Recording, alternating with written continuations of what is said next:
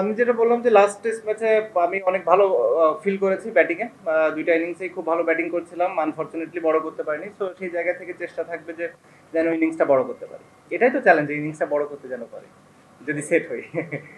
সবাই এক্সাইটেড মনে হচ্ছে। না দেখেন, আমি তো লাস্ট যদি বলেন নন স্টপ ক্রিকেটের ভেতরে আছি। সো এই টাইমে তো কেউ দেখে নাই যে এরকম কোনো কিছু ঘটার মতো কিংবা হয়েছে কিনা। শুধু এই ম্যাচটাই মনে হয়েছে, সেটা অনেকগুলো রিজন থাকতে পারে। একটা রিজন থাকতে পারে যে আমি এখানে লেট আসার কারণে স্বাভাবিকভাবে ওরকম ভাবে ট্রেনিং করার সুযোগ পাইনি। দ্বিতীয় হতে পারে যেহেতু কাউন্টিতে আমি ওখানে অনেক ওভার বোলিং করেছি, এতদিন পরে এত বেশি ওভার বোলিং করার পরে মেবি বডি একটু টায়ার্ড ছিল, মেবি ফিঙ্গার একটু টায়ার্ড ছিল, স্ট্রেংথ একটু কমে গেছিল। অনেক কিছুই হতে পারে, মেবি রিদমটা যেভাবে দরকার ছিল ওভাবে ছিল না। এই রিজনগুলোই নর্মালি আমি ফিল করি যে ছিল। মেবি আমার হয়তো অত ভালো মানে কি বা মানে ভালো বোলিং না করার পেছনে স্বাভাবিকভাবে যে কোনো ক্রিকেটার যদি তার আশানুরূপ পারফরমেন্স না করে এরকম কথাগুলো উঠতেই পারে, এবং এটা খুবই স্বাভাবিক বলে আমি মনে করি। এটা অস্বাভাবিক কিছু না।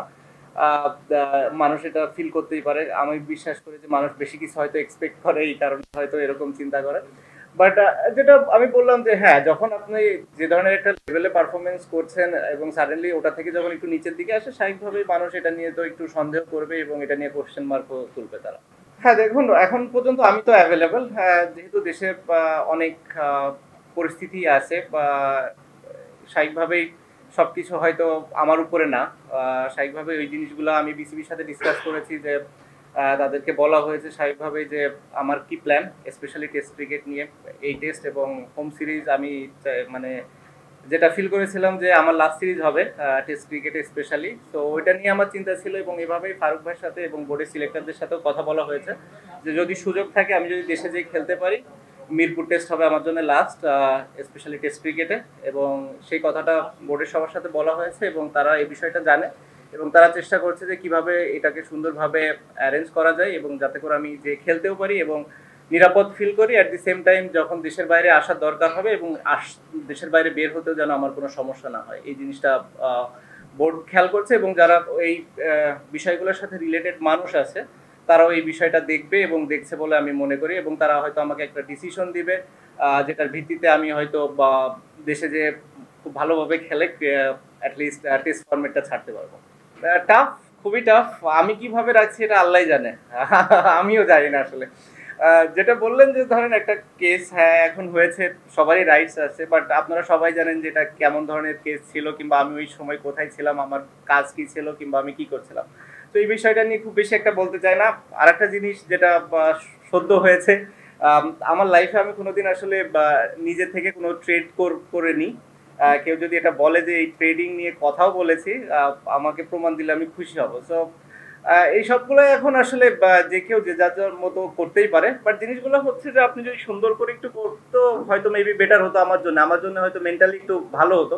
কারণ ফলস এলিগেশন গুলো আমার কাছে মনে হয় না যে এই জিনিসগুলো খুব একটা ভালো দিক বহন করে আমাদের দেশের জন্য বা বাইরে, স্পেশালি বাইরের মানুষ যখন এগুলো নিয়ে কথা বলবে আমার কাছে মনে হয় না যে জিনিসগুলো খুব বেশি একটা অ্যাপ্রোপ্রিয়েট হবে। কারণ আমি যেটা ফিল করেছি, প্রথমটা তো আপনাকে বললামই, আর দ্বিতীয়টা যেটা মানে আমার লাইফে যখন আমি কোনো ট্রেডই করিনি নিজ থেকে, সো স্বাভাবিকভাবে আমার ভুল করার কিংবা ওটার সাথে যে ধরনের ওয়ার্ডগুলো ইউজ করা হয়েছে সেগুলো আসলে কতটা অ্যাপ্রোপ্রিয়েট সেটাও আমার জন্য একটু দুঃখজনক।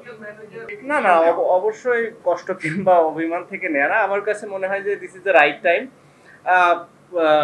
মুভ অন করার জন্য এবং নতুনদের আসার সুযোগ তৈরি করে দেওয়ার জন্য। অ্যাট দি সেম টাইম টি-20তেও আমার আসলে একই ধরনের চিন্তা। আমি হয়তো এটা অপ্রাসঙ্গিক হলেও বলে ফেলতে চাই, কারণ হচ্ছে টি-20 নিয়েও আমাদের কথা হয়েছে সিলেক্টর এবং প্রেসিডেন্ট বোর্ডের সবার সাথে। এটা নিয়েও আমি কথা বলেছি যে আমার কাছে মনে হয় this is the right time যে টি-20 থেকেও আমি মুভ অন করি এবং আপাতত নেক্সট যে কিছু সিরিজগুলো আছে কিছু নতুন প্লেয়ার আসুক, নতুন প্লেয়ারদের সুযোগ দেওয়া হোক। অ্যাট দি সেম টাইম আমি যদি ফ্র্যাঞ্চাইজি লিগ খেলাগুলোর সুযোগ পাই, এখানে ভালো করতে থাকি, 6 মাস 1 বছর পরে যদি কখনো মনে করে বিসিবি যে হ্যাঁ না এখানে টি-20তে আমার কন্ট্রিবিউট করার একটা সুযোগ আছে, আমি পারফর্ম করছি এবং ফিট আছি, দেন আমরা ডিসাইড করতে পারি। বাট অ্যাট দিস মোমেন্ট আমি নিজেকে অন্তত টি-20তে দেখছি না। আর সাউথ আফ্রিকা যেহেতু টেস্ট সিরিজ, আমার ইচ্ছা আছে যে লাস্ট সিরিজ হওয়ার। সো বেসিক্যালি আপনারা বলতে পারেন যে মোটামুটি 2টা ফরম্যাটে আমি আমার শেষটা অন্তত দেখছি। ও না না না, এখন আসলে এই সিরিজগুলো আমি খেলার আমার কোনো রিজন আছে বলে মনে করি না। আমার কাছে মনে হয় নতুন নতুন কিছু প্লেয়ারদের সুযোগ দেওয়া উচিত এবং তাদেরকে দেখার এটাই সব থেকে বড় সময় কিংবা সুযোগ। এটা আছে, এরপরে হয়তো ওয়েস্ট ইন্ডিজ আছে, তারপরে আরো কিছু ইয়ে থাকবে। আমার মনে হয় 2026 সালের যদি দিকে বাংলাদেশ ক্রিকেট বোর্ড চিন্তা তাকায়, তাহলে সেটাই হবে সব থেকে ভালো দিক এবং এটা আমরা সবাই মিলে ডিসিশন নিয়েছি এবং আমরা সবাই এটাতে একমত। দেখুন, আমাদের মতো দেশে প্লেয়াররা আমরা যখন খেলি, এভরি নাও অ্যান্ড দেন এরকম দু একটা ইনিংস খারাপ হতেই পারে। স্পেশালি আপনি যখন খেলছেন পৃথিবীর 1 নম্বর দলের সাথে, স্বাভাবিকভাবে এরকম একটা ইনিংস খারাপ আপনার যেতেই পারে। তো এটা নিয়ে আমরা খুব বেশি একটা অরিড না। আমরা জানি কি কি জায়গাগুলোতে ইমপ্রুভ করতে হবে। আমি যেটা বললাম যে সেকেন্ড ইনিংস থেকে যদি আমরা 100 রানের একটা ইনিংস করতে পারি, তাহলেই আমার কাছে মনে হয় সেটা আমাদের ড্রেসিং রুমের জন্য অনেক স্বস্তিকর হবে। I'm grateful to them, thankful to them. তাদের এই সাপোর্টগুলো সবসময় আমাকে আসলে অনুপ্রাণিত করেছে। প্রতিদিনই তারা আমাকে সাপোর্ট করে এবং তাদের এই সাপোর্টের কারণে আমার ধারণা যে আমি এত দূর আসলে আসতে পেরেছি। হ্যাঁ, I think I have done reasonably okay. I'm happy. It's just I don't have any regrets. আমার কোনো ওরকম লাইফের রিগ্রেটস কখনো ছিল না, এখনো নাই।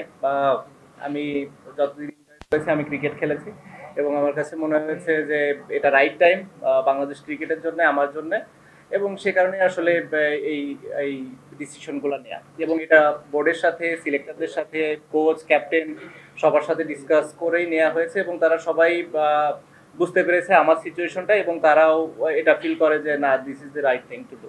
আমার প্রথম দিন থেকে আজকের দিন পর্যন্ত আসলে একই রকম সবসময় ফোকাস ছিল যে কিভাবে কন্ট্রিবিউট করতে পারি দেশের হয়ে, সেটা ব্যাটিং হোক, বোলিং হোক, ফিল্ডিং হোক, বুদ্ধি দিয়ে হোক, নিজের ব্রেন ইউজ করে হোক, এবং এই টেস্টও তার ডিফারেন্স কিছু থাকবে না।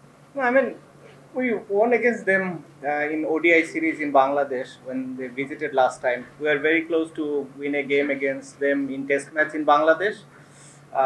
They needed like 70 or 80 runs when there are 3 or 4 wickets left. Ashwin played a really good innings. I think with Shreyas Iyer, they both played really well to win that game. So we are pretty close on that game. Yeah, but other than that, in Test cricket, we haven't got the success that we are looking for. Tomorrow we'll have another opportunity. I thought in patches we played really well in Chennai, but having said that, finishing the match in 3.5 days wasn't ideal for us. We felt like we are a better team than that.